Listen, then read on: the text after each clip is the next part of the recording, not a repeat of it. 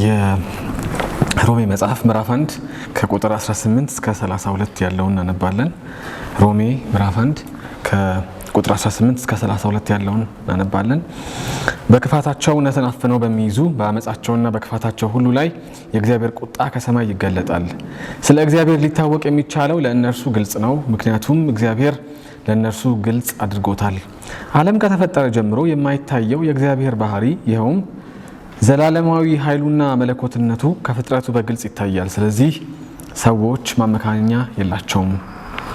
እግዚአብሔርን ቢያውቁም እንኳ እንደ አምላክነቱ አላከበሩትም፣ ምስጋናም አላቀረቡለትም። ነገር ግን ሀሳባቸው ፍሬቢስ ሆነ፣ የማያስተውል ልባቸው ጨለመ። ጥበበኞች ነን ቢሉም ሞኞች ሆኑ።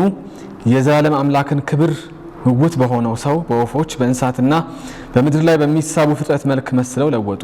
ስለዚህ እግዚአብሔር በኃጢአት በተሞላው የልባቸው ምኞት እርስ በርሳቸው የገዛ አካላቸውን እንዲያስነውሩ ቅድስና ለሌለው ሩካቤ ሥጋ አሳልፎ ሰጣቸው። የእግዚአብሔርን እውነት በሐሰት ለወጡ። በፈጣሪ ፋንታ ፍጡር አመለኩ አገለገሉም። ፈጣሪም ለዘላለም የተመሰገነ ነው፣ አሜን። በዚህም ምክንያት እግዚአብሔር አሳፋሪ ለሆነ ምኞት አሳልፎ ሰጣቸው። ሴቶቻቸውም እንኳ ለባህሪያቸው የሚገባውን ግንኙነት ባህሪያቸው ላልሆነው ግንኙነት ለወጡ። እንደዚሁም ወንዶች ለባህሪያቸው የሚገባውን ሴቶችን መገናኘት ትተው እርስ በርሳቸው በፍትወት ተቃጠሉ። ወንዶች ከወንዶች ጋር ነውር ፈጸሙ። ለክፉ አድራጎታቸውም የሚገባቸውን ቅጣት በገዛ ራሳቸው ላይ አመጡ። ከዚህም በላይ በሐሳባቸው እግዚአብሔርን ማወቅ አይጠቅምም በማለታቸው መደረግ የማይገባውን እንዲያደርጉ እግዚአብሔር ለማይረባ አእምሮ አሳልፎ ሰጣቸው። በሁሉም አይነት አመጽ፣ ክፋት፣ ስግብግብነትና ምግባረ ብልሹነት ተሞልተዋል። ቅናትን፣ ነፍሰ ገዳይነትን፣ ጥልን፣ አታላይነትንና ተንኮልን የተሞሉ ናቸው። ሐሜተኞች፣ ስም አጥፊዎች፣ አምላክን የሚጠሉ ተሳዳቢዎች፣ ትዕቢተኞችና ትምክተኞች ናቸው። ክፋትን የሚሰሩበትን መንገድ ያውጠነጥናሉ፣ ለወላጆቻቸውም አይታዘዙም። የማያስተውሉ፣ ውል የሚያፈርሱ፣ ርኅራኄ የሌላቸውና ጨካኞች ናቸው። ይህን የሚያደርጉ ሁሉ ሞት ይገባቸዋል የሚለውን ትክክለኛ የሆነውን የእግዚአብሔርን ሕግ ቢያውቁም እነዚህን ነገሮች ማድረግ ብቻ ሳይሆን እንዲህ የሚያደርጉትንም ያበረታታሉ። እግዚአብሔር አምላካችን አባታችን ሆይ በዘመናት ራስን የገለጥክ በአጽናፈ ዓለሙ በስነ ፍጥረት ራስን የገለጥክ አምላካችን ሆይ እናመሰግንሃለን። ከመልካምነት የተነሳ በማለዳ ስለሰበሰብከን ልትናገረን ስላለ መለኮታዊ ቃልህን ስለምትመግበን ስምህ ከፍ ይበል። እግዚአብሔር ሆይ ልመናችንም አንድ ነው። አሁን መንፈስህ ከኛ ጋር ይሁን፣ አብሮነትህ አብሮን ይሁን። ጌታ ሆይ ብርሃንህ ይብራልን፣ ቃልህ ይገለጥልን። ደግሞም እግዚአብሔር ሆይ በምንማረው ቃል መኖር ይሁንልን፣ ጸጋ ይብዛልን። በልጅ በክርስቶስ ኢየሱስ ስም በጌታ በኢየሱስ ስም ሰላም እላችኋለሁ። እንዴት ሰነበታችሁ? አሜን። የአምላካችን የእግዚአብሔር ስም ከአጽናፈ ዓለም እስከ አጽናፈ ዓለም የተመሰገነ ይሁን። ባለፈው ጊዜ ምዕራፍ 1 አይደል ከቁጥር 24 እስከ ይመስለኛል ከ18 እስከ 25 አይተን ነበር። ከ18 እስከ 25 አይተን ነበረ። በነዛ ባየናቸው ክፍሎች ትዝ ካላችሁ ያልነው ምንድነው? ስለ እግዚአብሔር ሊታወቅ የሚቻለው ነገር በሙሉ ምንድነው? ግልጽ ነው። እግዚአብሔር እንዲገለጥ አድርጎታል። በፍጥረት ዓለሙ ግልጽ ነው። ሁሉም ነገር ስለ እግዚአብሔር ባህሪው፣ መለኮትነቱ፣ ኃያልነቱ፣ ዘላለማዊነቱ ምን ያደርጋል? የተገለጠ ነው። ሁሉም ሰው ሊያውቀው የሚችል ነው። ፍጥረቱን አይቶ የሚያረጋግጠው ነገር ነው ብለን ነበር። ነገር ግን ሰዎች የእግዚአብሔርን ባህሪ፣ ዘላለማዊ ኃይሉን፣ መለኮትነቱን ቢያውቁም እንኳ እንደ አምላክነቱ ምን አላደረጉትም? አላከበሩትም። ደግሞ ምስጋና ምን አላደረጉም? አልሰጡትም። ይልቁንም ይባስ ብለው ምንድን ነው ያደረጉት? የዘላለምን አምላክ ክብር አይደል ምውት በሆነው በሰው አይደል በወፎች፣ በእንስሳት፣ በምድር ላይ በሚሳቡ ፍጥረታት ምን አደረጉ? ለወጡ ብለን ነበርና ከዚህም የተነሳ ትዝ ካላችሁ ቁጥር 24 ላይ አሳልፎ ሰጣቸው ብለን ነበር አይደል? ስለዚህ እግዚአብሔር በኃጢአት በተሞላው የልባቸው ምኞት እርስ በርሳቸው የገዛ አካላቸውን እንዲያስነውሩ ቅድስና ለሌለው ሩካቤ ሥጋ አሳልፎ ሰጣቸው ብለን ነበር። ባለፈው እንዳልኩት አሁን ሮሜ ከምዕራፍ 1 ቁጥር 18 እስከ ምዕራፍ 3 ድረስ በጣም በቃ ጭልም ይላል። ግን ይሄ መጨለሙ ጥሩ ነው። ሲጨልም አይደል ብርሃን ያስናፍቃል። ብርሃን ወዴት አለ እንድን ያስብላልና ይመልሰናል፣ ወደ አንድ ቦታ ይመልሰናል። ይሄም እዚሁ ምዕራፍ 1 ላይ ቁጥር 16 እና 17 ጋር ደጋግሞ ምን ያደርገናል? ጳውሎስ ጨለማውን ባየን ቁጥር ተመልሰን እንድንመጣ ያደርጋል። እናየዋለን። ከቁጥር 26 ጀምሮ አሁን የምናየው ምንድነው? ከቁጥር 18 እስከ 24 ባለው በሰውና በእግዚአብሔር መካከል ያለው ግንኙነት ምን አድርጓል? ተበላሽቷል አይደል? ተበላሽቷል። እንዴት ነው የተበላሸው ብትሉ አምላክነቱ ምን አደረጉ? አልቆጠሩም።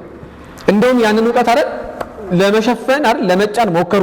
ይልቁን ነው ምን አላደረጉትም? አላከበሩትም፣ ምስጋና አላቀረቡለትም። ይባስ ብሎ ነው የሚለው ጳውሎስ፣ ይባስ ብሎ ክብሩን ለውጠዋል። ስለዚህ በእግዚአብሔርና በሰው መሃል ያለው ይሄ የቨርቲካል የምንለው ግንኙነት ምን አድርጓል?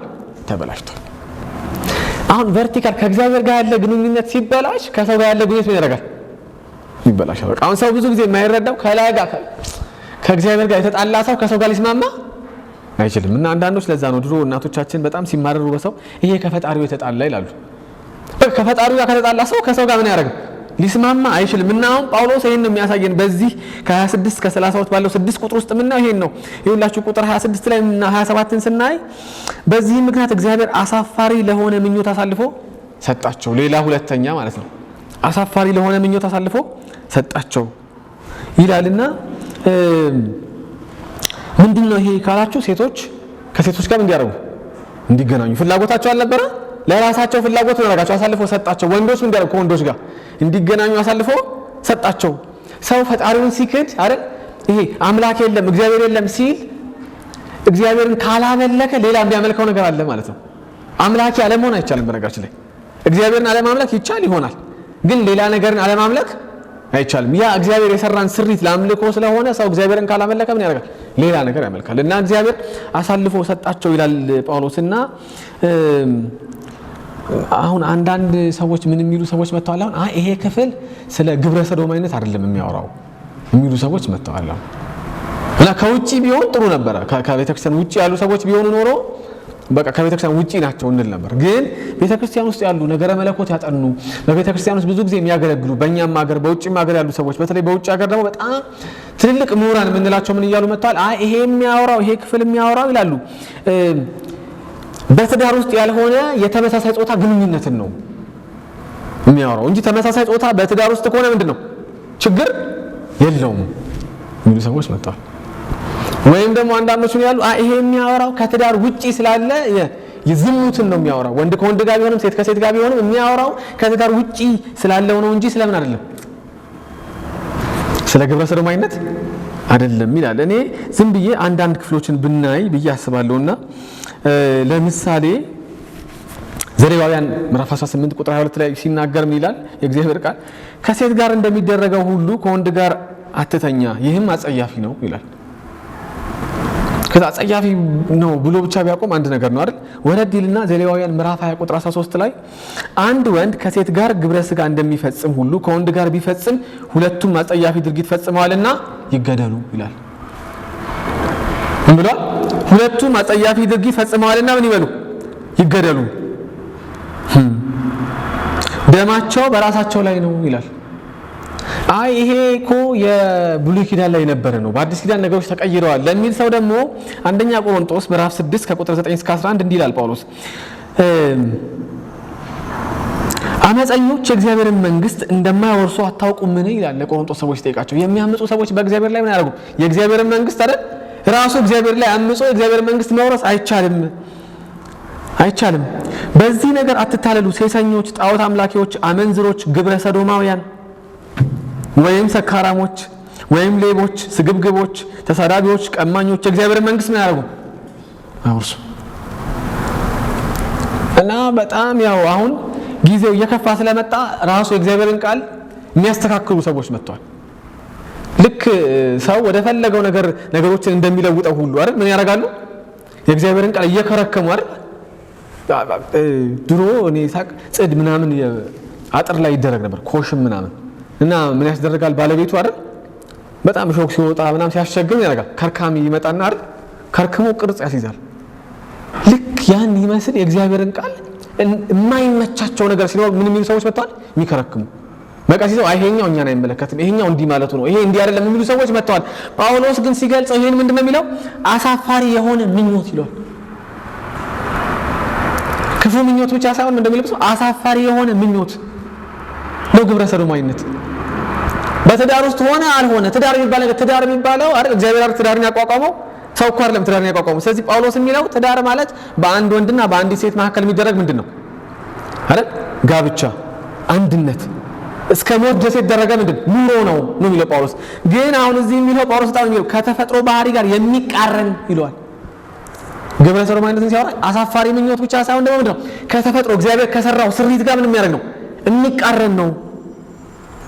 እንደውም ይላል ሰው ለክፉ አድራጎቱ እግዚአብሔርን ላለመቀበሉ እግዚአብሔርን ላለማክበሩና ላለማመስገኑ በራሱ ላይ የሚያመጣው ለኃጢአቱ የተገባ ምንድነው ቅጣት ነው። ጨለማል አይደል? ይጨልማል። ልክ ሰው እግዚአብሔርን ሲተው እግዚአብሔር ለራሱ ሲተው መጀመሪያ የሚያደርገው ሰው ምንድነው ከባህሪው ጋር የሚቃረን አስነዋሪ የሆነ ሰውን የማይመጥን በእንስሳት ዘንድ የማይታይን ምግባር የማያረጋል የራሱ ያረጋል ማለት ነው። የራሱ ያረጋል እና ጳውሎስ እግዚአብሔር በካዱት ቁጥር ባልተቀበሉት ቁጥር ባላመሰገኑት ቁጥር ለራሳቸው አእምሮ አሳልፎ ምን አረጋቸው ሰጣቸው ይላል። እና እኛም ሀገር ሰምታችሁ ከሆነ በጣም በማህበራዊ ሚዲያ ውዝግብ ነበር አይደል? ከሌ እንዲህ አለ ከሌ እንዲህ ደገፈ የሚል ማለት ዓለም እያሽሞነሞነች እያመጣችሁ ነው። ይኸውላችሁ ምዕራባውያኑ ዓለም ጨርሷል። ይሄን ግብረ ሰዶማዊነት በህጋቸው ተፈቅዶ አይደል? ወንድ ከወንድ መጋባት ሴት ከሴት መጋባት ጨርሰዋል። በአውሮፓ ብትሄዱ አሜሪካ ብትሄዱ ካናዳ ብትሄዱ ጨርሰዋል። ችግር የለባቸው። ስላልበቃ ግን አይደል ምን ይላሉ አባቶች ሲናገሩ እኛ ሀገር ያደቆነ ሰይጣን ሳያቀስስ እና አሁን አይበቃም ይላቸዋል ሰይጣን። አይበቃም ወንድ ለወንድ ጋብቻም አይበቃም። አንተ እኮ ራሱ ወንድ ነህ ወይ ጠይቅ እስኪ አንዳንድ የሚሰማህ ምንድነው? ሴት ከሆነ ጾታን ማለት ትችላለህ መቀየር ትችላለህ። እንደዛ ነው ሰይጣን።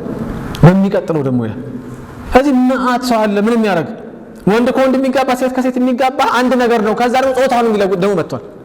እኔ ከልጅነቴ ጀምሮ የሚሰማኝ ውስጤ ሴት ነኝ እንደው አካሌ ወንድ ሆነ እንጂ ውስጤ ምንድነው ሴት ነው የሚሉ አካሌ የሴት ሆነ እንጂ ውስጤ ወንድ ነው የሚሉ መጡ። ማለት እንትኑን ብታዩት የአልፋቤት አላቸው የሚጠሩበት። ድሮ ጌይ የሚባል ነበር የምናውቀው። ከዛ ሌዝቢያን ሴት ከሴት ወንድ ከሆነ አሁን ኤል ሌዝቢያን ነው፣ ጂ ጌይ ነው፣ ቢ ደግሞ አለ እኔ ከወንዱም ጋር ከሴቱም ጋር እንተኛ ደግሞ አለ የሚል ደግሞ አለ። አይሽ የመናፍስቱ አሰራር እንዴት ጥልቅ እንደሆነ አሁን እኮ እኛ ጋር በደንብ ስላልመጣ ነው እየደነገጥን የምንሰማው። እነሱ ጋር ምንድነው ኖርማል ነው። ኧረ እኔ እንስሳ ነው የማገባው የሚል ደግሞ መጥቷል። አንዳንዱ ደግሞ እኔ ጾታ ይለዋወጣል ቀን ወንድ ሆኜ ማታ ምን ሊሆን ይችላል። የሰይጣን ክፋት አያችሁት እንዴት እንደሚያደርግ። ሰው እግዚአብሔርን በተወበት ቅጽበት የማመጫወቻ ነው የሚሆነው የመናፍስት። እና ይሄ ለአንዳንዶች ነፃነት ነው፣ ይሄ ለአንዳንዶች ምንድነው የመሰልጠን ምልክት ነው። እና እኛም ሀገር ትንሽ አይደል ሰምታችሁ ከሆነ ሶሻል ሚዲያ ላይ በጣም ግርግር ተፈጥሮ ነበር። አንዳንድ ቤተክርስቲያን ብዙ ዓመት ያገለገሉ ሰዎች አይ እኛ እነዚህን ሰዎች እንደ ብናዝንላቸው አይደል ብናቀርባቸው ይሄንን የሚያስፋፉ ሰዎችን አብያተ ክርስቲያናትን ብናቀርብ የሚል አዝማሚያዎች ነበሩ። በጣም የሚገርማችሁ አሁን በትምህርት ጥቅስ አስቀምጡልኝ ቤተክርስቲያን ስል አንዳንድ ውጪ ያሉ ቤተክርስቲያናት እኮ ከማጋባት አልፈው ወንድና ወንድ ሴትና ሴት ከማጋባት አልፈው ምን እያደረጉ ነው ያሉት? ካህናቱ መጋቢዎቹ ራሱ ምን እየሆኑ ነው? ጌይ ወንድ ከወንድ ጋር ወንድ ሚስት ያለ ወንድ ባል ያለ ምን ሚስትና ባል ማለት ይቅርታ ቃሉ እየጠፋ ነው። ብቻ የወንድ ምን የትዳር አጋር በትምህርት ጥቅስ ያለ መጋቢ፣ የሴት የትዳር አጋር በትምህርት ጥቅስ ያላት የሴት ምን መጋቢ፣ ቄስ ገጥመውናል። በዓለም አቀፍ ደረጃ የሚታወቁ ዓለም አቀፍ ህብረት ያላቸው ትልልቅ ቤተክርስቲያናት ሉትራን ቤተክርስቲያናት፣ ሜኖናይት ቤተክርስቲያናት ምን ሆነዋል? ተቀብለውታል። ወንድ ከወንድ ምን እናደርጋለን? እናጋባለን። ሴት ከሴት አያችሁ። ድሮ ሰይጣን አማኞችን ከቤተክርስቲያን ምን ማድረግ ነበር? ማውጣት ነበር ግቡ። እና አሁን ምንድነው ያደረገው? እዛው ባሉበት ደግሞ መድረስ ብሏል። እኛ ባሉበት መድረስ እንዳለ ወንጌል አይደል? ሰዎች ባሉበት ቦታ ወንጌል እንድረሳቸው እንደምንለው ሁሉ መናፍስቱ ምን ያደርጋል? የመናፍስቱን አይደል እርኩስ አሰራር ባለንበት ቦታ እያመጣ ነው። ይሄው ገበያውን ሞልቶታል። የሚከራከሩ ኢትዮጵያዊ መጋቢዎች፣ ቄሶች ሞልተውታል።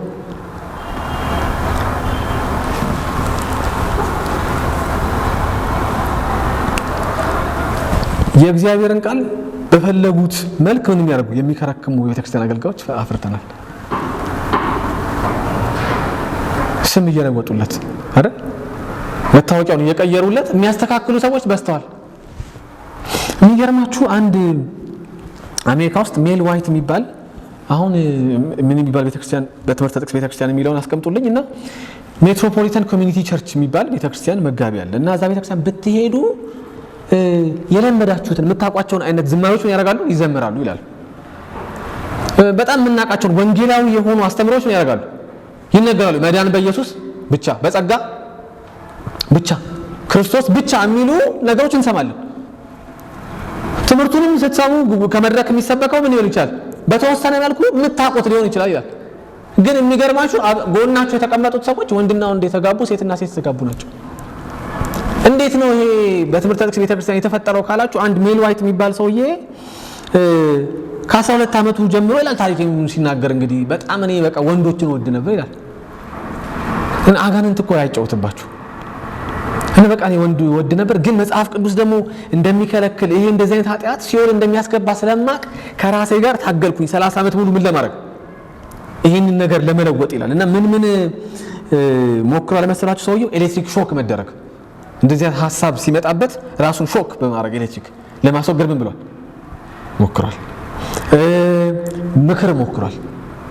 አማካሪ ጋር ሄዶ ካውንስለር ጋር ሄዶ እየተመከረ በቃ ይሄን ነገር ኃጢአት ነው እግዚአብሔር አይወደውም እየተባለ ምክር ሞክሯል። አልሰራም። ጾሟል አልሰራም። ምን የሚለው ጾም ያለው አልሰራም። ጸልያለሁ ይላል ሰውየው ይሄ ነገር ከኔ ሊነሳ አልቻለም። በኋላ እንደውም ይላል ዘይቱን ተቀብቻለሁ የመዳኛ ዘይት ምን እንደሆነ መድኃኒዓለም ነው የሚያውቀው መዳኛ ዘይት ግን ምን ብለ ተቀብቻለሁ እሱ ምን አላደረገም አልሰራም ይላል። ይሄ የመናፍስት እንዲወጣልኝ መንፈስ ከሆነ ምን አድርጋለሁ ሞክሬያለሁ። እና የሚያሳዝን ታሪክ ነው በነገራችን ላይ በጣም የሚያሳዝን ታሪክ ነው። ይሄ ሰውዬ አግብቶ የሚገርማችሁ ልጆች እኮ ወልዷል። በኋላ እንደውም የሚገርማችሁ የስነ መለኮት ትምህርት ቤት ገብቶ የዶክትሬት ዲግሪ ወስዷል በስነ መለኮት ማለት ነው። በቃ በጣም በታገልኩኝ ነው አልቻልኩም ማለት ሲናገር።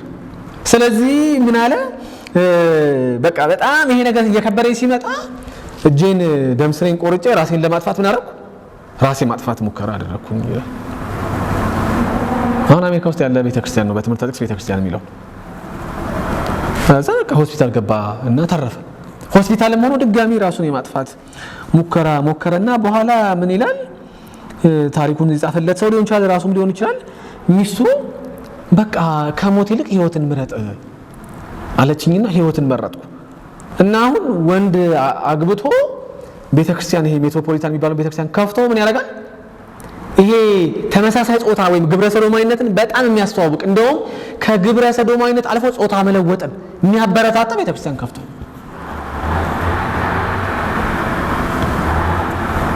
እና ድሮ ጳውሎስ ሲጽፈው ከቤተክርስቲያን ውጪ ላሉ ወገኖች የተጻፈው መልእክት አሁን የት ነው ውስጥ ነው አሁን ውጪ አይደለም ሩቅ አይደለም እንንተና ጋር ምን ነው አይደለም ውስጥ ነው ያለው ቤተክርስቲያን ውስጥ። አንዳንድ ቤተክርስቲያን ውስጥ አሜሪካ ውስጥ በጀት በጅተው የህፃናት ጾታ ያስለውጣሉ። አሁን ኢትዮጵያ ደህና ሀገር ላይ ስላለ ነው በንጽጽር ውጪ ህፃናት ጾታ መለወጥ ከፈለጉ ይቻላል የሚሉ ስቴቶች አሉ የሚሉ ሀገራት አሉ። ጾታ ህፃን ልጅ ምን አውቆ ነው ጾታ የሚመርጠው?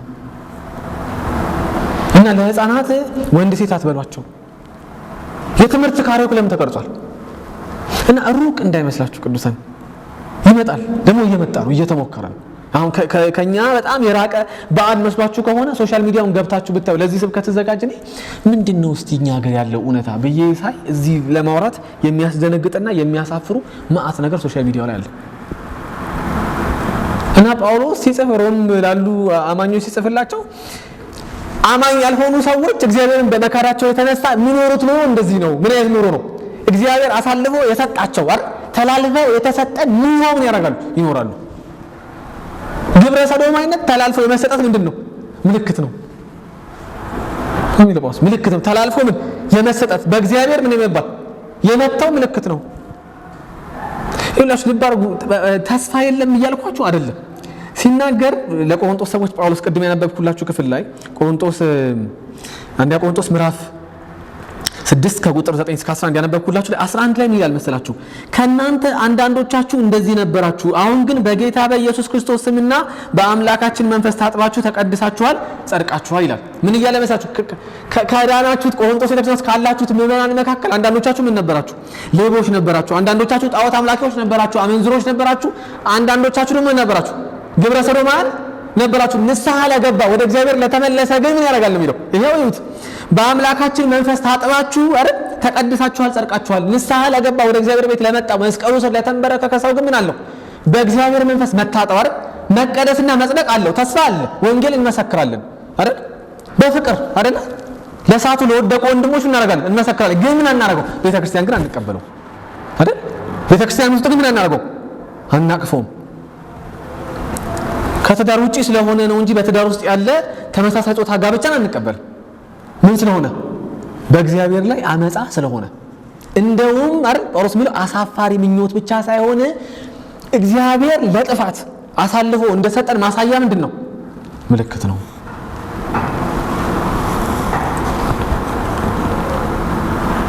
እና ጳውሎስ ግብረ ሰዶማዊነት ዘላለማዊ ሞትን የሚያስከትል ምንድነው? ኃጢአት ነው። ግን በንስሐ ለሚመለስ ምንድነው የሚለው? እግዚአብሔር በሩ ክፍት ነው።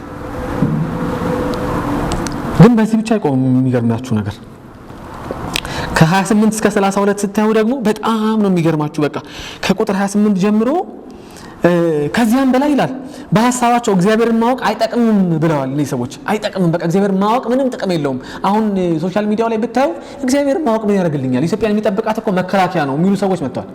ምን እግዚአብሔር ህልውና ምንም የሚጠቅመን ነገር የለም ሰው የሚሉ ሰዎች መጥተዋል። በራሱ ተስማምቶ ሰላማዊ ኑሮ መኖር ይችላል የሚል ሐሳብ አውሮፓውያኑ ድሮ ያንጸባረቁት ሐሳብ አሁን እኛ ጋር እንደ አዲስ ምን ይያል ነው እየተንጸባረቀ ነው። ይሄው ምድሪቱን ይዋት ምን ሰው መጥቷል። ኢትዮጵያን ይዋት እስኪ በጣም 90% ምናምን ፐርሰንት አማኝ አለ። ግን የዋጋዊቱ እርስ በርስ ምን ታደርጋለች? በጦርነት ትታመሳለች። ምን ጠቀመን እግዚአብሔርን ማወቅ የሚል ትውልድ መጥቷል። አይገርም? ምን ጠቀመን እግዚአብሔርን ማወቅ? ይሄው ይሁት ግድድል ነው፣ ዘረኝነት ነው፣ ብሔርተኝነት ነው። ምን ጠቀመን? ምቀኝነት ነው። ኧረ ምንም እግዚአብሔርን ማወቅ አያስፈልግም። ሰው ማወቅ ያለበት መማር ዕውቀትን መጨመር ነው የሚል ሰው መጥቷል፣ የሚል ትውልድ መጥቷል። ጳውሎስ ግን የሚለው እነዚህ ሰዎች መልእክቱ በጻፈ ወቅት የነበሩ ሮም ውስጥ የነበሩ ሰዎች እነዚህ እግዚአብሔርን የማይቀበሉ ኢየሱስ ክርስቶስን የማይቀበሉ ሰዎች እግዚአብሔርን ማወቅ አይጠቅምም በማለታቸው መደረግ የማይገባውን እንዲያደርጉ እግዚአብሔር ምን ያደርጋቸው? ለማይረባ አእምሮ አሳልፎ ሰጣቸው። አንዳንድ ሰው የፈለገውን ማድረግ ስለቻለ ነፃነት ይመስለዋል። ፍርድ መሆን አያውቅም። እዚህ ሮሜ መጽሐፍ በኋላ እንመጣበታለን። ግን እግዚአብሔር እስራኤላውያንን ከግብጽ ባርነት ሊያወጣ በነበረ ጊዜ አይደል ሙሴን ፈርዖን ጋር ላከው። ያመልከኝ ዘንድ ሕዝቤን ልቀቅ ብለህ ንገር አለው። ሙሴ በመፍራት በመንቀጥቀጥ ከእግዚአብሔር ጋር ከብዙ ክርክር በኋላ አይደል ሄደ።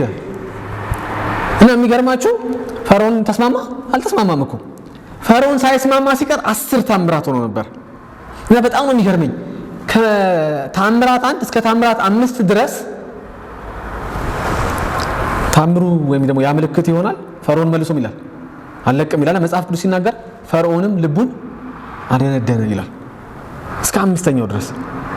ከ6ኛው ጀምሮ ግን የሚገርማችሁ እግዚአብሔርም የፈርዖንን ልብ ምን ያደርጋል? አደነደነ። ምን ማለት መሳችሁ? እሺ ማደንደም ነው የምትፈልገው ይላል እግዚአብሔር። አዎ ይሄው ለማደንደም ምን አደርጋለሁ? አሳልፌ እሰጥሃለሁ። እና ቅዱሳን እንዴት መወቀስ መልካም ነገር መሰላችሁ?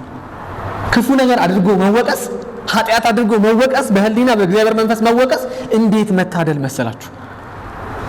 መወቀስ ደስ የሚል ስሜት አይደለም አይደል? ጥፋተኛ ነህ የሚል ህሊና አይደል? መንፈስ ቅዱስ ጥፋተኛ ነህ ብሎ ሲወቅሰን ደስ የሚል ስሜት እኮ አይደለም፣ ግን መታደል ነው። አይገርማችሁ? በረከት ነው፣ መባረክ ነው። መንፈስ ቅዱስ ሲቀጣን፣ እግዚአብሔር ሲቀጣን መባረክ ነው። ምን አለ ተላልፎ መስጠት አለ። ተላልፎ ለኃጢአት አይደለም ተላልፎ ምን አለ መሰጠት አለ። ይሄን ነው የሚለውላችሁ። ከዚህም በላይ በሐሳባቸው እግዚአብሔርን ማወቅ አይጠቅምም በማለታቸው መደረግ የማይገባውን እንዲያደርጉ እግዚአብሔር ለማይረባ አእምሮ አሳልፎ ምን አደረጋቸው? ሰጣቸው። በቃ ያው እንደፈለጋችሁ አይደል መኖር የምትፈልጉት አለ እግዚአብሔር። ኑሩ። የሱ ውጤት ምንድነው?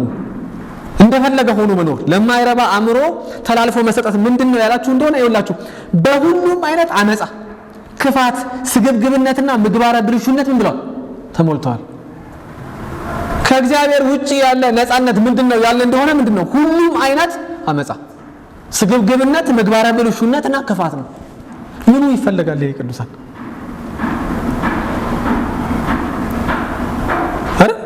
አሁን በምዕራባውያን ዓለም ፕራይድ መንዝ ብለው ያከብራሉ። የዚህ የግብረ ሰዶማዊነትን በዓል ለአንድ ወር ይሁን ምናምን ያከብራሉ።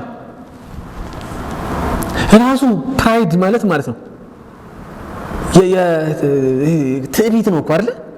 ይሄ የኩራት አይደል? መኩራራት አይደል? ትዕቢት እኮ ከተዘረዘው ከኃጢአቶች መካከል አንዱ ክፉ የሚባለው ኃጢአት እኮ ነው። ሰው በኃጢአት ሲያዝ አእምሮ በኃጢአት ሲያዝ መናፍስት መሪውን ጭንቅላቱን እንደ መኪና መሪ ይዞ ሲነዳው ይሄ ትዕቢትን ትምክህትን ምን ያደርገዋል? በዓል ብሎ ያከብረዋል።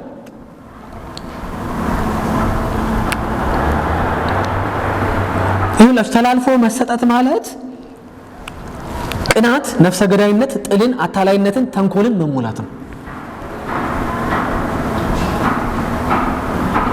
ሐሜተኝነትን፣ ስም አጥፊነትን፣ አምላክን መጥላትን፣ ተሳዳቢነትን፣ ትዕቢተኝነትን፣ ትምክህተኝነትን ባህሪ ገንዘብ ማድረግ ነው። ምኑ ደስ ይላል ይሄ?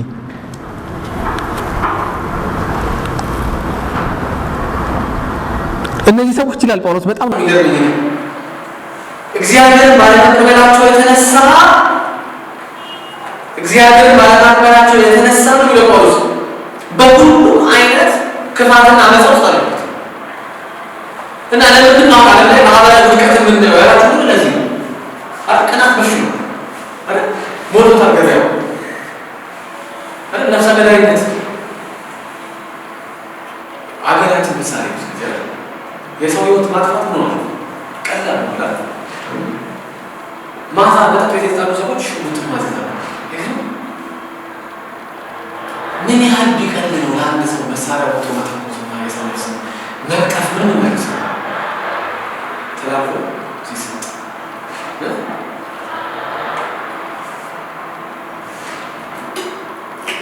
ማታለል ገበያው ነው ማታለል ሰው መኪና ሽጦ ያስቀረጠ ነገር ማለት ምስሎ መኪና እንዴት ሰው የሚበላው ነገር ላይ ሰው ያስቀረጠ ያው ጤና የሚጎዳ ነገር ጨምሮ እኔ ገርመኛል። የክፋትን መጠን ስታየው እዚያ የካንሰር የኩላሊት ሕክምና ላይ ጥቅም ላይ የሚውሉ መድኃኒቶች አሉ። ብዙ ጊዜ ፋርማሲ አታገኛቸው። አይገርማችሁ? ሌላ የተመሳሳይ ገበያ አለ ማለት ነው። ፋርማሲ ውስጥ የማይገኝ በሰው ጠይቃችሁ ነው የምታገኙት። ዋጋው ምን ይሆናል? በጣም ውድ ይሆናል። ሰው እንዴት በሰው ህመም ያተርፋል አይደል? ሰው እንዴት በሰው ስቃይ ያተርፋል ስትሉ አእምሮ ተላልፎ ምን ካለ ከተሰጠው አይደል? አሁን ሀሜት በቃ እንደ ሚዲያ ምንድነው? ሶሻል ሚዲያ እኔ እኮ ግራ ይገባኛል። ድሮ ዜና የሚባል ነገር አለ። ድሮ ስናድግ አይደል? እኔ ያደኩት ቲቪ አልነበረንም። የሆነች ፊሊፕስ ሬዲዮ ዳንቴል የምትለብስ ምናምን ነበረች። በቃ ዜና ጠብቀን የምንሰማ አይደል? እንዲህ ሆኗል እንዲህ አልሆነም። አሁን ማህበራዊ ሚዲያውን ነው የሶሻል ሚዲያ ምንለው ምንድነው? አብዛኛው የሞላው ሀሜት። እንደውም አይደል ቪዲዮዎች ላይ ብዙ ላይክ የሚያገኘው ምንድነው? በጣም ብዙ ተመልካች የሚያገኘው ምንድነው? አይደል?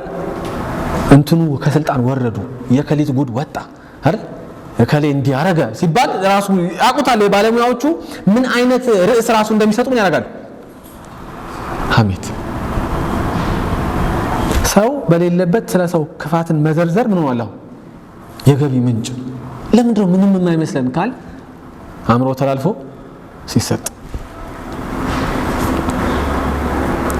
ማለት። አሁን እኔ ይገርመኛል እኮ ኢትዮጵያ ውስጥ እግዚአብሔር ጠል የሆነ አምላክ ጠል የሆነ ንግግር ሚዲያ ላይ እንደ ቁም ነገር ሲቀርብ ሳይ ይገርመኛል። ለምንድነው ካለን ግን አያችሁ ገቢ ነው ይላል ሰውዬው። እኔ ምን አገባኝ? እግዚአብሔር ተሰደበ አልተሰደበ አይደል? አለ ተባለ የለም ተባለ ምን አገባኝ? እኔ ምን ሰር ገቢ አገኛለሁ ምን ስለሆንኩኝ? አእምሮ የተላልፎ ስለተሰጠ ማለት ክፋትን እኔ አንዳንድ ጊዜ ክርስቲያን ተቋማት ቤተክርስቲያናት ውስጥ የምታያቸውን ክፋቶች ሌላ ቦታ አታያቸው። እስኪ ያስገርመን ድረስ ሚዲያ ላይ ሲወጣ አይደል? አሁን ጳውሎስ ዝኔ ሲዘረዝር ይገርመኛል። ክፋትን የሚሰሩበትን መንገድ ያውጠነጥናሉ፣ ለወላጆቻቸው አይታዘዙም ይላል። አሁን ይሄ እኮ አማኝ ላልሆኑ ሰዎች እኮ የተጻፈ ነበር። እኛ ጋር መጣ ነው ቤተክርስቲያን ውስጥ አሁን እኛ አጠገብ ሆነ እንጂ እኮ የተጻፈው ለማን ነበር? ውጪ ይላሉ ሰዎች ነበር እኮ ውጪ ላሉ ሰዎች። ለዛ ነው አሁን ይሄ እኛ ቤት የለም ወይ እዚህ ጋር የዘረዘራቸው ጳውሎስ አማኝ ላልሆኑ ሰዎች እግዚአብሔርን አምላክነቱን ለካዱ ላላመሰገኑት ላላከበሩት ሰዎች ተጻፈ የሚባሉት ዝርዝሮች እኛ ጋር የሉም ወይ?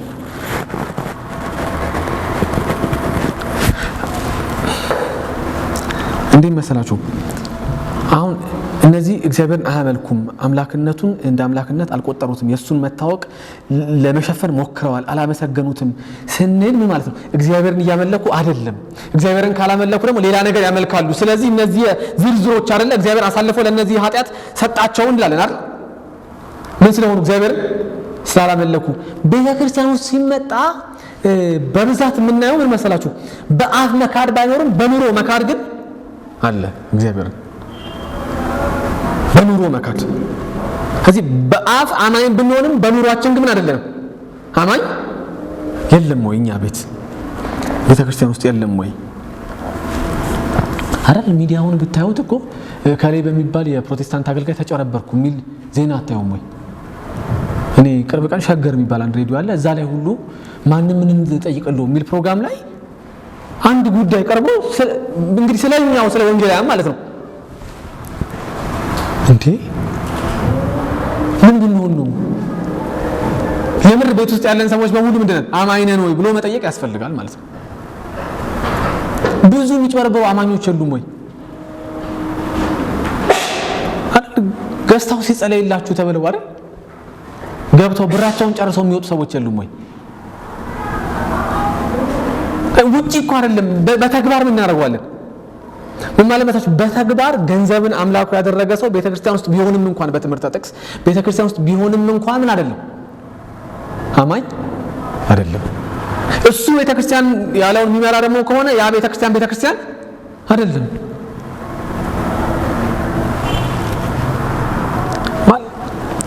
ትዕቢትና ትምክህተኛ ቤት አይታዩም ወይ? አይደል? እኛ ነን እኮ ምን ያለን በጥበቃ በቦዲጋርድ ተከበው የሚሄዱ አገልጋዮች ያለን ማለት እኛ አይደለንም ወይ? አይደል?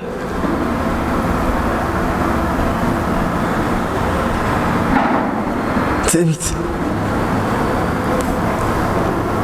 አይደል? በልዩ መኪና በልዩ ጠባቂ አይደል? በልዩ ልብስ ምን ደምቆኛ አይደለንም ወይ? የምር በተግባር ሌላ አምላክ የለንም ወይ? ቤት ውስጥ ነን ብለን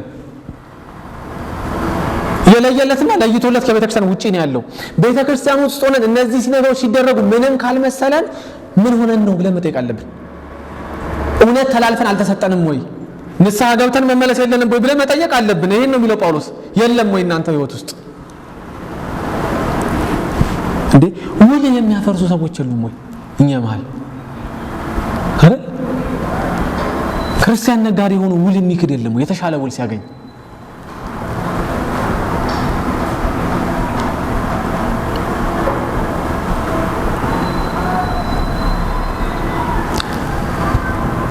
አስር እጥፍ ለማግኘት ብር የሚሰጥ ምንም የለም ወይ እኛ ቤት?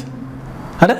ተነግሮት ስጥና 10 እጥፍ ምን ታደርጋለህ ታገኛለህ ተብሎ የለም ወይ? አንዳንዱ ሰው የሚሄደው ቤተክርስቲያን ብሎ ኢየሱስን ሳይሆን ወይ ብልጽግና የሀብት ብልጽግና እንዲያገኝ ጤንነት እንዲመለስለት አይደለም ወይ? እነዚህ ነገሮች አምላክ አላደረግናቸውም ወይ?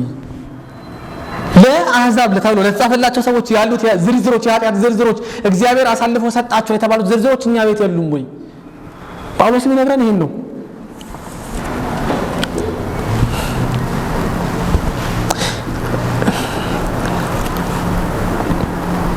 ሶስት ተዛምዶ ማየት እንችላለን በዚህ ውስጥ ቅዱሳን። አንደኛ ይሄ አጽናፈ ዓለሙን አይተን የሚያስደንቅ ውበት አለው አይደል? የሚያስደንቅ ግርማ አለው። እሱን ስናይ ወደ እግዚአብሔር ይጠቁመናል ይላል ጳውሎስ። ይሄ አጽናፈ ዓለም የፍጥረት ዓለሙ አስደናቂነት ወደ ይጠቁመናል፣ ወደ እግዚአብሔር ይጠቁመናል። የማያምኑ ሰዎች ወደ እግዚአብሔር ሊጠቁማቸው ይገባል። ፈጣሪ አለው። ፀሐይ የምትወጣው የምትገባው ክረምት በጋ የሚፈራረቀው ዝም ብሎ በድንገት አይደለም፣ በአጋጣሚ ተፈጥሮ አይደለም። ዓለም ብዙ ፕላኔት እያየች ነው። የትኛውም ፕላኔት ላይ ህይወት የለም። ምድር ላይ ነው ያለው ሲባል በአጋጣሚ ምድር ላይ ህይወት ተፈጥሮ አይደለም። ወዴት እየጠቆመ ነው? ወደ እግዚአብሔር። ይሄ የምታዩት ስርዓት የአጽናፈ ዓለሙ ስርዓት በድንገት የተገኘ አይደለም። ስርዓት ማስፈን ከባድ ነው የሚል ጳውሎስ። በጣም ከባድ ነው ስርዓት ማስፈን አይደል? ቤታችን ውስጥ ቤተክርስቲያን ውስጥ ስርዓት ለማስፈን እንዴት እንደምንቸገር ስለምናውቀው ስርዓቱን ስታዩ ኦርደር የያዘ ዓለም ስታዩ ወዴት ያመለክታል? ወደ እግዚአብሔር ያመለክታል። ግን እዚህ አጽናፈ ዓለም ውስጥ ደግሞ እዚሁ አጽናፈ ዓለም ውስጥ አታላይነትን፣ ነፍሰ ገዳይነትን፣ ክፋትን፣ ምቀኝነትን ስታዩ ይሄ ምን ያሳየናል? የሰው ውድቀትን ያሳየናል ይላል ጳውሎስ። ውድቀትን ያሳየናል። ለምንድን ነው እግዚአብሔር የሚቀጣው ለሚለው ጥያቄ መልስ ይሆናል ማለት ነው። አያችሁ ዝርዝር የምናያቸውን ኃጢአቶች ጳውሎስ የዘረዘራቸውን ከቁጥር 28 እስከ 32 ያሉትን ስናይ የሚያስታውሰን ምንድነው? የሰውን ውድቀት ያሳየናል። በዚህ የተነሳ እግዚአብሔር ሊፈርድ እንደሚገባ ምን እናደርጋለን? እናስተውላለን ይላል ጳውሎስ።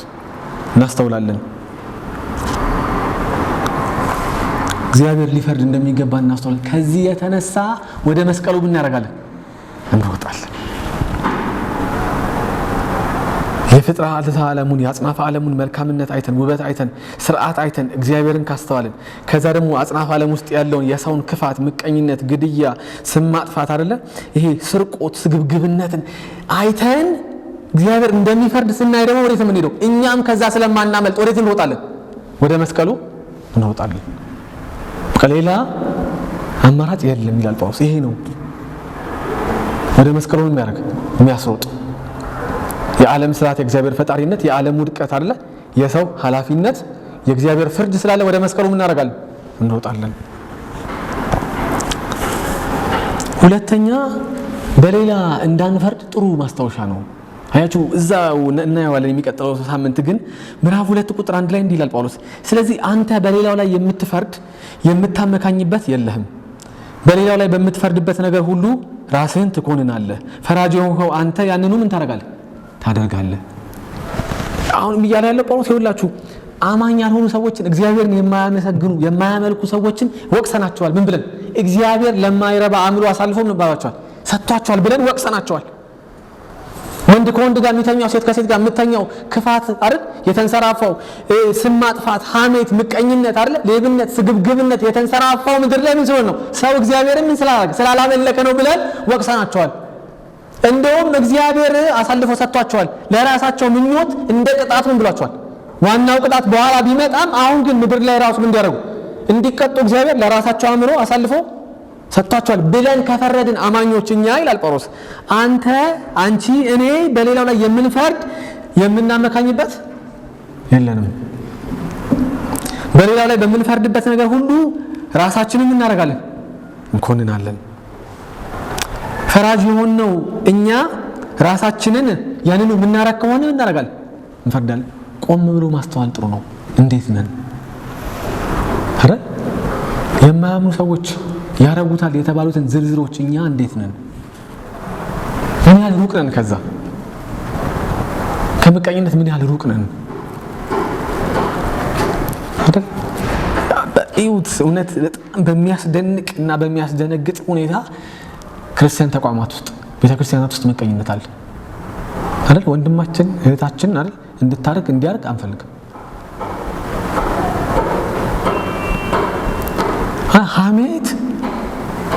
ሐሜት እኛ ዘንድ የለም ወይ? አማኞች ዘንድ በራሳችሁ መምሩ ነው የሚለው ጳውሎስ። እነሱ ሳላመኑ ነው ካላችሁ፣ ለማይረባ አምኖ ተላልፈው ተሰጥተው ነው ካላችሁ ነው የሚለው ጳውሎስ። የእናንተ ህይወትስ እንዴት? ወይ ገንዘብ ወይ ዝሙት ወይ ስልጣን ያደርጋል ወይ ዝናን ያሳጣል። እኛ በእግዚአብሔር ቤት አለን የሚልን ሰዎች ምንድነው ልባችን የሚፈታተን? ቆም ብሎ መስጠት ገንዘብን የህይወት ግብ አድርገን ነው አርገነው ነው ገንዘብን የህይወት ግብ ዋናው ነገር አርገነው ነው ወይ ዝና የህይወት ግብ አርገነው ነው። አንዴ በርካታ ነገሮች ራሱ ነው ጣዖት ይሆናል ማለት የትዳር አጋራችን ጣዖት አርገን ነው ልጆቻችንን አርገን ነው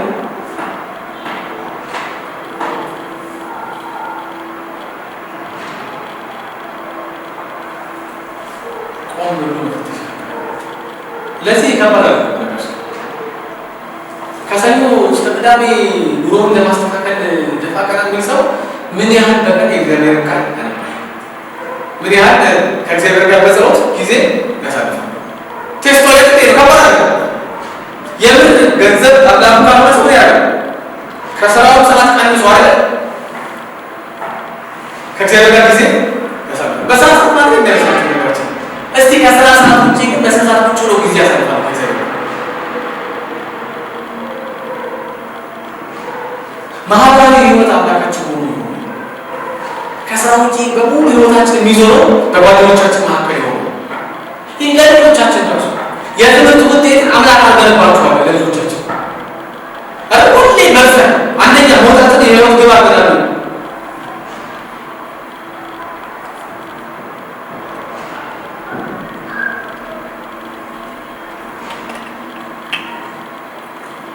ጠዋትና ማታ ልባችን ሰቅዞ የያዘው ሀሳብ ነው።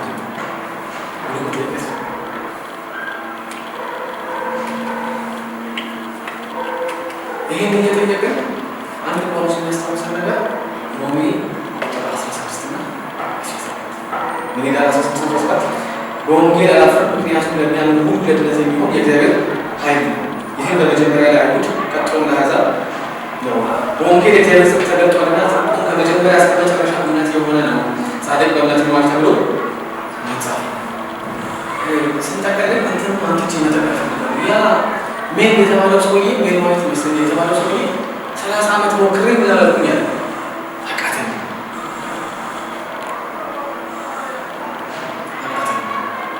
30 ዓመት አረ ከዛው ላይ ተሾም ሞክሯል፣ ምክር ሞክሯል፣ ራስ ማጥፋት ሞክሯል። ምን ያህል ሞክሯል? የክርስትና ኑሮ በገብ በማሰብ አይደረግም። ከዛ ላይ ጀምሮ ብሎ በመፎከር አይደረግም። ጳውሎስን ያመለከተን ቁጥር 16 እና 17ን ያስቀመጠው ከ18 ጀምሮ እስከ ምዕራፍ 3 ድረስ የምናየው ጨለማ ነው። በዚህ ሁሉ ጨለማ ውስጥ ብቸኛው ተስፋ ምንድን ነው? ኢየሱስ ይናገራል፣ እናንተ ሸክማችሁ የከበዳችሁ ወደ እኔ ኑ እኔ ምን አደርጋችኋለሁ?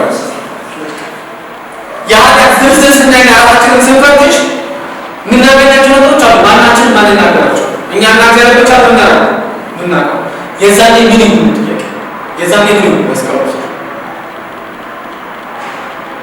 ዝሙት ያስቸገረን፣ ገንዘብ ያስቸገረን፣ ምቀኝነት ያስቸገረን፣ ሐሜት ያስቸገረን፣ ታዋቂነት የተፈታተነን ቀን አለ ምንና መስቀሉ ስር ሁለት አማራጭ ማለት ነው። አንደኛው አእምሯቸው ተራቅሎ እንደተሰጠ ሰው በዛ ማለት ነው ማለት እየጠለቀ ያለው መጠጠልና መኖር ነው። ይሄ ምልክት ነው። የማያምን ሰው ምልክት ነው። ቤቱ ስላለው ግን አምኛለሁ ስላልኩ ብለን የሚያደርጋል አይደለም። እዚህ አንደኛው ማለት በዚህ ማለት እያጠለቀቁ ምገታበት ከሆነ ምንድን ነው ያለ ደጋኔ ምልክት ነው። ከፍሬያቸው ታውቃቸዋላችሁ። እንደ ሁለተኛው ማለት ነው በምድር ላይ ፈተናዎች ሁሌ ስለማይቀበል አንዱ ሲያት ሌላው ስለሚመጣ ምንድነው ራሳችንን ፈትሽና በእግዚአብሔር ፊት እናደርጋለን።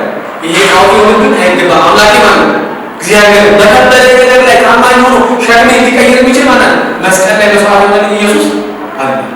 መስቀሉ ኑሯችን የበደላችን ምንድነው? ኑሯችን ላይ የምናየውን ፈተና የምናየውን የሰይጣን ተግዳሮት ማለት ነው